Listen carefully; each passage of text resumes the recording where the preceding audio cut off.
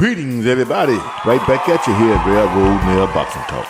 And like we say here at Railroad Nail Boxing Talk, we don't just praise fighters with pretty records. We praise all fighters who get in the ring and fight hard. You could be 51-9, 13-8, or 15-10. If you out there knocking sweat off somebody's head, making the crowd want to come see you again, then your light will shine here at Railroad Nail Boxing Talk. What's up, boxing fans? Shakur'S Stevenson versus Edwin De Los Santos. Let's talk about it. Well, boxing fans, I don't know. What in the I want to be like Mayweather was that? I mean, I think that's got to be at the top of the top three most boring fights I've ever seen. Championship fights, belt fights.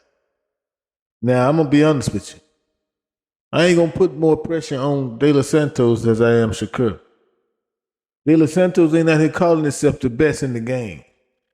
He disrespecting people saying the whole game ducking him. He ain't saying he the best in the game. Shakur is. But with that performance, man, come on, man. Who gassing you up, man? And I know people going to say this wasn't bad fight and all this. Listen, man. No. When it's time to shine, it's time to shine. You can beat up guys that you were supposed to win them other fights. You were supposed to win them fights. Yeah, we expected you to win them fights. This was the first fight where we didn't know. This was the first fight where fans couldn't say he gonna win automatically. And this is how you look. So I'm gonna blame the best in the game guy. Because to me, De Los Santos did show willingness to try to get to you. But yeah, you can move. You done showed us that already. You know how to get out the way. You're the best, and you're the best at getting out the way. And you can block a punch. But what can you do? We know that about you. Come on, man. Don't listen to the gas, man. That performance was terrible. It was terrible. And this is where you should have shined at. We ain't going to give you credit for all them other fights when you can't shine against somebody. The first 50-50 fight you have, this is how you look. De Los Santos' knees ain't buckled. He wasn't under no kind of pressure. He was strong in the 12th round. You ain't did no damage to him, nothing. He ain't cut nowhere. His eyes ain't swole, nothing. Ribs ain't hurt, nothing. You tapped on him. Barely tapped him. But you sure enough can get out the way. You good at that. You got some of the best get out the way techniques I ever seen. I can say that. You can get out the way. You quick at that, man. And to me, that's your best asset. Getting out the way. Can't nobody beat you at hitting and running. Pow! Phew! Pow! Phew! You out of there. But that's all you're going to do. If that's the case, then okay. If that's what the pace is set at, then okay. But I'm not going to give you no break on that. No. That performance stinks, man. And I think that's how it's going to look every time you fight somebody where it's a 50-50 fight. Yeah, you're going to go fight them supposed to be beat guys, okay. But this was your fight where you're supposed to shine. You supposed to show us what you was made of in this fight. And to me, you made of from what I thought you was made of. A whole lot of hot air, man. A whole bunch of hot air. Everybody look good against guys they supposed to beat.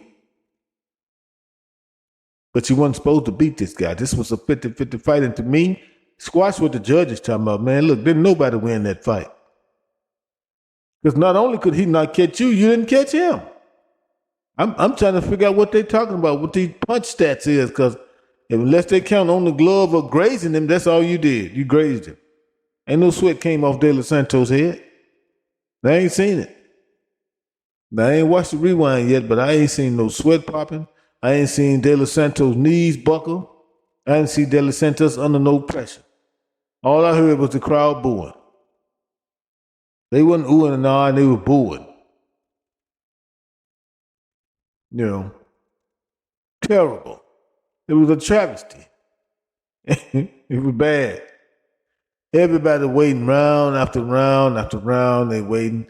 I did see De Los Santos coming forward. Shakur came forward in the later rounds, but come on, man, what can you do?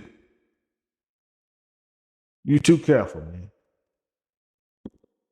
That man couldn't bait you in with a fat worm if you was a fish. You too careful. You expect us to believe you gonna stand there and squab with Tank, or you gonna hurt Tank? You really expect us to believe that? You expect us to believe that you'll get out there and hurt Devin Haney or Regis Prograde? Any of them guys, man. Come on, man. I don't believe the hype. I believe you the guys that you're much quicker than and more highly skilled than, the guys you're supposed to beat. I believe that Shakur Stevenson will look good against them guys. And I feel like against somebody that's 50-50, he'll look just like he looked tonight. As good as it gets. He's not going to dominate a guy that he's not supposed to lose against. We see that right now. It's a travesty, man. Didn't look good for boxing. For this to be a main event and this fight turned out like it did. And I'm blaming Shakur Stevenson because he did most of the running. He did most of the running. And that's how we see it here at Railroad Nail Boxing Talk. I don't want to keep it too long because you don't know me that well, but you will. And like we say here at Railroad Nail Boxing Talk, we don't just praise fighters with pretty records. We praise all fighters who get in the ring and fight hard. You could be 17-9, 26-8, or 13-10. If you out there knocking sweat off somebody's head, making the crowd want to come see you again, then your light will shine here at Railroad Nail Boxing Talk.